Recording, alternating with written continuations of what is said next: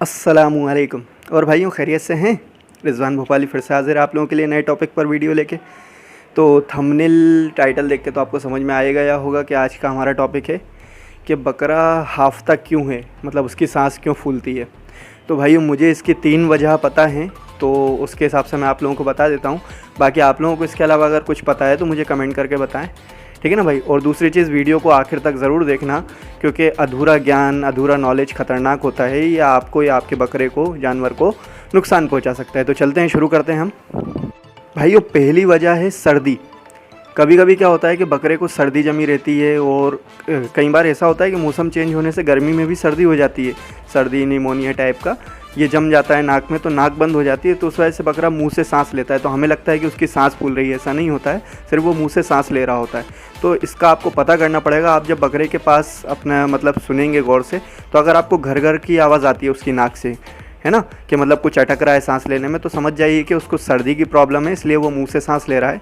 तो इसका आपको सर्दी का इलाज करना पड़ेगा। और सर्दी का क्या इलाज है, इसके लिए आप है ना बकरा नॉलेज की प्लेलिस्ट में जाकर देख सकते हैं, उसमें मैंने बताया हुआ है, ठीक है ना भाई। ये तो पहली वजह हो गई। दूसरी वजह होती है भाई फेफड़ों में इन्फेक्शन। फेफड़ों में इन्फेक्शन में तो भाई बकरा मतलब है ना, ये समझ लीजिए कुत्ता बन जाता है। लगातार सांस मतलब है ना हाफे जाता है, ज़बान बाहर लटकी रहती है उसकी, और लगातार मतलब है ना सांस फूलती रहती है उसकी। तो ये ज़्यादातर उम्र दराज बकरों के साथ होता है, नॉर्मल उम्र के बकरों के साथ नहीं होता है। तो इसमें ज़्यादा घबराने की बात नहीं है, ठीक है ना। बाकी इसका इलाज है ना, आप डॉक्टर को दिखाएं, वो ज़्यादा बेहतर है। अपने आगे डॉक्टर ना बने, क्योंकि उसमें दिक्कत हो सकती है, फेफड़ों वाली बात है, ठीक है। अब आते हैं तीसरी वजह पे। भाइयों, तीसरी वजह है गर्मी, ठीक है ना भाई।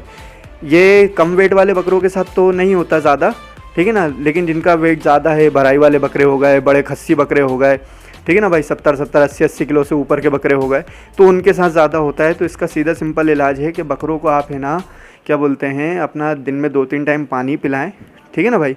2-3 टाइम पानी पिलाएं, उनको ठंडक में रखें, छाँव में रखें। उसके बाद दूसरी चीज़, हर 2-3 दिन में उनको जो बटर मक्खन होता है, मक्खन की टिक्कियाँ खिला दिया करें। इंशाल्लाह उनकी ये प्रॉब्लम दूर हो जाएगी। और हो सके तो उनको है ना हर हफ्ते में 2-1 बार जो छाछ होता है, मही, बटर मिल्क कहते हैं, ये पिलाएं। इंशाल्लाह आप लोगों की ये प्रॉब्लम दूर हो जाएगी। तो भाइयों, ये मैंने तीनों वजहें आप लोगों को बता दी हैं, ठीक है ना। तो इन 3 वजहों को चेक कर लीजिए। इसके अलावा अगर आप लोगों को कुछ और सिम्टम्स लगते हैं या कुछ लगता है तो मुझे आप कमेंट करके बताएं।